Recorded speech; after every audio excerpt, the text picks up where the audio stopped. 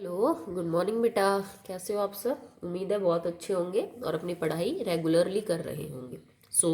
कल हमने जो टॉपिक कंप्लीट किया था that will B strength of acids and base, तो उसी को आगे कंटिन्यू करते हैं। Polyprotic acids and poly acidic basis, इसका क्या मतलब होता है बेटा?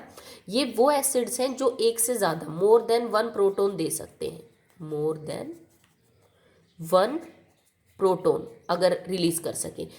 एसिडिक बेसिस का मतलब क्या है कि ये एक से ज़्यादा OH नेगेटिव आयन जो है वो दे सकते हैं एक्वस सॉल्यूशन में। जस्ट लाइक H2SO4, अगर H2SO4 को मैं तोड़ूंगी तो मेरे को 2 H पॉजिटिव आयन मिलेंगे, ठीक है। लाइक H3PO4, तो आपको 3 H पॉजिटिव आयन मिलेंगे। अगर मैं कैल्शियम हाइड्रोक्साइड को आयोनाइज करूं तो मेरे को 2 OH नेगेटिव आयन मिलेंगे। अगर मैं एल्यूमिनियम हाइड्रोक्साइड को आयोनाइज करूं तो मेरे को 3 OH नेगेटिव आयन्स मिलेंगे, ठीक है। तो ऐसे एसिड और बेसिस जो एक से ज़्यादा OH नेगेटिव आयन और एक से ज़्यादा H पॉजिटिव आयन रिलीज करते हैं, तो H पॉजिटिव आयन जो रिलीज करे ज़्यादा that are polyprotic acid. Poly means many, जो ज़्यादा देते हो। पॉली एसिडिक बेसिस जो एक से ज़्यादा OH नेगेटिव आयन जो है वो रिलीज करते हो। तो इनके अंदर आप स्ट्रेंथ का कंपैरिजन कैसे करेंगे, ये कैसे आयोनाइज होते हैं, अब उनको स्टडी करेंगे। तो बेटा इनकी इक्वेशन आयोनाइजेशन की सिंगल स्टेप नहीं होती है। जैसे इससे पहले मैंने आपको एक एसिड की ये समझाई थी, HA plus aqueous ionise to form H positive aqueous plus A negative aqueous, और बात खत्म, ठीक है। क्योंकि आपका एसिड सिंपल था जो पर मॉलिक्यूल या पर मोल बस एक ही H पॉजिटिव दे सकता था, तो इक्वेशन सिंपल है। अगर ऐसे एसिड या ऐसे बेस मौजूद हो जो एक से ज़्यादा OH नेगेटिव आयन और H पॉजिटिव देते हो तो इक्वेशन फिर ज़्यादा हो जाएगी। जैसे फॉर एग्जाम्पल दिस, अगर मुझे H2SO4 की लिखनी हो तो मैं क्या लिखूंगी? H2SO4 aqueous. सबसे पहले ये अपने अंदर से एक H पॉजिटिव देगा, कन्वर्ट हो जाएगा HSO4 नेगेटिव एक्वस, और इसमें मतलब एक साथ दो नहीं निकलेंगे, एक एक करके निकलेंगे। फिर इस कंपाउंड में से दोबारा से एक H पॉजिटिव निकलेगा, again HSO4 negative aqueous will give another H positive aqueous plus में SO4 2 नेगेटिव एक्वस। अगर मैं इस सारे रिएक्शंस का ओवरऑल कर दूं, दोनों को जोड़ लूं, तो देखो क्या होगा। H2SO4 प्लस में HSO4 नेगेटिव, ठीक है, दोनों जोड़ लिए, एक और एक दो, 2H पॉजिटिव प्लस में HSO4 negative and SO4 2 negative. अब ये दोनों साइड में कॉमन है तो कट जाएगा, तो फाइनल आंसर तो मेरा वही आया, H2SO4 गिव्स 2H पॉजिटिव और SO4 2 नेगेटिव। पर ये रिएक्शन स्टेप बाय स्टेप होगी, ठीक है। ऐसा नहीं है कि एक साथ दो दे देंगे, पहले एक देगा फिर एक देगा। तो ये वाली रिएक्शन भी इक्विलिब्रियम की है और ये वाली रिएक्शन भी इक्विलिब्रियम की है। इसके लिए मान लीजिए मैं डिसोसिएशन कांस्टेंट लिखूं Ka1 और इसके लिए लिखूं Ka2, तो आपको पता है अगर उसी रिएक्शन को दो पार्ट्स में स्प्लिट किया जाए, भाई मेरी मेन रिएक्शन तो ये है, H2SO4 will convert into 2H positive plus SO4 2 negative. मैंने इसी रिएक्शन को दो स्टेप में किया। इस रिएक्शन का डिसोसिएशन कांस्टेंट मान लीजिए Ka है। एक्सप्रेशन तो आप लिख दोगे, दिस मोलर कंसंट्रेशन उसका square multiply by this molar concentration divided by this. और एक मैंने इसी रिएक्शन को दो पार्ट्स में स्प्लिट किया, तो उनका मैंने अलग अलग डिसोसिएशन कांस्टेंट ले लिया। तो according to the rule Ka will be Ka1 multiply by Ka2, ठीक है। अब मान लीजिए मेरे पास H3PO4 है, तो ये तो तीन इक्वेशन में टूटेगा, टूटेगा ना। तो उसके लिए हम क्या लिखेंगे, Ka is equal to Ka1 multiply by Ka2 multiply by Ka3। इसको हम तीन इक्वेशंस में तोड़ लेंगे, मैंने आपको 10th में करके दिखा रखा है। पहली इक्वेशन में एक H पॉजिटिव, फिर दूसरी में दूसरा, तीसरी में तीसरा, तीनों को जोड़ लोगे तो वही और इक्वेशन आएगी, ठीक है। तो मतलब किसी भी पॉलीप्रोटिक एसिड के लिए जितनी इक्वेशंस में वो आयोनाइज होता है, एक में, दो में, तीन में, चार में, उन हर इक्वेशंस का हम अलग अलग डिसोसिएशन कांस्टेंट निकाल लेंगे जैसे ये, और फिर उन सबको मल्टीप्लाई करते जाएंगे तो हमें ओवरऑल डिसोसिएशन कांस्टेंट पता चल जाएगा, ठीक है। And it is always so that Ka1 हमेशा बड़ा होगा Ka2 से, हमेशा जो मतलब ये सबसे बड़ा होगा, देन उससे ये छोटा, देन उससे ये छोटा। अगर कोई चार स्टेप में टूटे तो आप पीछे लिख देते Ka4। मतलब पहली स्टेप का जो डिसोसिएशन कांस्टेंट है पहली रिएक्शन का, वो हमेशा सबसे बड़ा होता है, फिर कम, फिर कम, फिर कम। इसका कारण क्या है बेटा, कि न्यूट्रल चीज में से किसी इलेक्ट्रॉन को बाहर निकालना, क्योंकि हम यहाँ पे जैसे H पॉजिटिव है मतलब हम उसको पॉजिटिव चार्ज निकालने के बाद बची हुई आयंस के ऊपर नेगेटिव चार्ज होगा ना, ठीक है। देखो H2SO4 न्यूट्रल था, अगर मैं इसमें से पॉजिटिव निकालूं तो बची हुई पार्ट के ऊपर नेगेटिव है। अब अगले वाले स्टेप में हमने नेगेटिव में से और एक पॉजिटिव बाहर किया है ताकि वो चीज़ और नेगेटिव हो जाए। आप समझ रहे हैं बात को, न्यूट्रल नेगेटिव में कन्वर्ट हुआ, नेगेटिव को मोर नेगेटिव में कन्वर्ट किया। तो बताइए कौन सा प्रोसेस आसान है बेटा, किसी न्यूट्रल चीज को नेगेटिव में या पॉजिटिव में कन्वर्ट करना आसान है, बजाय कि किसी नेगेटिव को ज्यादा नेगेटिव में और पॉजिटिव को ज्यादा पॉजिटिव में कन्वर्ट करना, बिकॉज चार्जेस हमेशा ही चीजों को अनस्टेबलाइज करते हैं, ठीक है। तो इसका मतलब ये प्रोसेस फिर भी इजी है, न्यूट्रल को नेगेटिव में कन्वर्ट करना, बट एक नेगेटिव को और ज्यादा नेगेटिव में कन्वर्ट करना मुश्किल है, ठीक है। तो मतलब ये ज्यादा फेवरेबल प्रोसेस है बजाय इसके।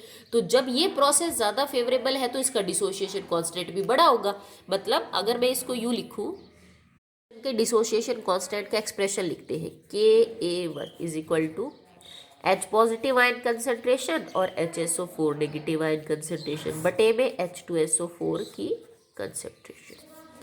Ka2 क्या हो जाएगा बेटा, that will be H positive ion concentration, SO4 2 negative ion concentration and divided by HSO4 negative ion concentration. It is clear from the about two expression that H positive जितने ज्यादा होंगे उतना ही Ka1 बड़ा होगा, H पॉजिटिव जितने ज्यादा होंगे उतना ही Ka2 बड़ा होगा। अगर मैं कह रही हूँ कि Ka1 is bigger than Ka2, it is always for any polyprotic acid, इसका मतलब इस स्टेप में ज्यादा H पॉजिटिव बाहर निकलेंगे बजाय इससे, ठीक है। और इस स्टेप पे ज्यादा H पॉजिटिव क्यों बाहर निकलेंगे, क्योंकि इस स्टेप में हम H2SO4 को नेगेटिव आयन में कन्वर्ट कर रहे हैं, जीरो को नेगेटिव में, जबकि यहाँ पे हम नेगेटिव को मोर नेगेटिव में कन्वर्ट कर रहे हैं, 1 negative to 2 negative, that process will be difficult. Similarly किसी बेस के लिए बेटा Kb1 हमेशा बड़ा होगा, Kb2 फिर छोटा होगा, Kb3 फिर क्या हो जाएगा, छोटा। जैसे एक में लिख के दिखा देती हूँ, एल्यूमिनियम हाइड्रोक्साइड को मैंने आयोनाइज किया तो it will convert into aluminium, ठीक है, AlOH ट्वाइस पॉजिटिव प्लस में OH नेगेटिव। पहले तो एक ही OH नेगेटिव आयन देगा, इस पे पॉजिटिव आ जाएगा। अगले वाले स्टेप पे क्या होगा, AlOH twice positive will again give 1 OH negative, तो यहाँ पे क्या आ जाएगा AlOH, ठीक है, क्योंकि इसमें से आपने एक तो दे दिया, नाउ इट इज 2 पॉजिटिव। अब AlOH 2 positive will again convert into simple Al3 positive plus में 3OH नेगेटिव आए, ठीक है। आप ओवरऑल करके लिखेंगे तो आपकी इक्वेशन यही आएगी, AlOH thrice will convert into Al3 positive plus में 1 एक ही बचा है इसमें 1, तो तीनों को जोड़ेंगे तो 3OH नेगेटिव। तो इसका मतलब हर स्टेप के लिए मैं Kb1 Kb2 Kb3 लिख सकती हूँ, यहाँ भी सेम चीज़ होगी। पूरी रिएक्शन का जो Kb है it is equal to Kb1 multiply by Kb2 multiply by Kb3, और ये हमेशा बड़ा होगा, ये उससे छोटा, ये उससे छोटा। इसमें भी सेम है बेटा, पहले मैंने न्यूट्रल को पॉजिटिव में कन्वर्ट किया तो ये प्रोसेस थोड़ा आसान है, फिर पॉजिटिव को और पॉजिटिव में कन्वर्ट किया और पॉजिटिव को और ज़्यादा पॉजिटिव में कन्वर्ट किया, तो ये दोनों प्रोसेस जो है वो थोड़े से क्या है, मुश्किल है as compare to the earlier one. Okay, also जज द स्ट्रेंथ ऑफ 2 एसिड्स और base according to the Bronsted and Lowry concept. ये मैंने आपको बताया भी था क्लास में, कैसे, जैसे हमने कोई इक्वेशन लिखी आयोनाइजेशन की, CH3COOH acetic acid plus water, they will convert into, अब ये एसिड है तो ये अपने अंदर से H पॉजिटिव रिलीज करेगा, it will become CH3CO negative, ये H पॉजिटिव ले लेगा तो CH3O पॉजिटिव। जिसने बेटा H पॉजिटिव दिया वो मेरा एसिड है, ब्रॉन्स्टेड एसिड, जिसने लिया वो मेरा ब्रॉन्स्टेड बेस है, ठीक है। तो H पॉजिटिव देने के बाद ये क्या बचा, कॉन्जुगेटेड बेस, और ये क्या बन गया आपका, कॉन्जुगेटेड एसिड।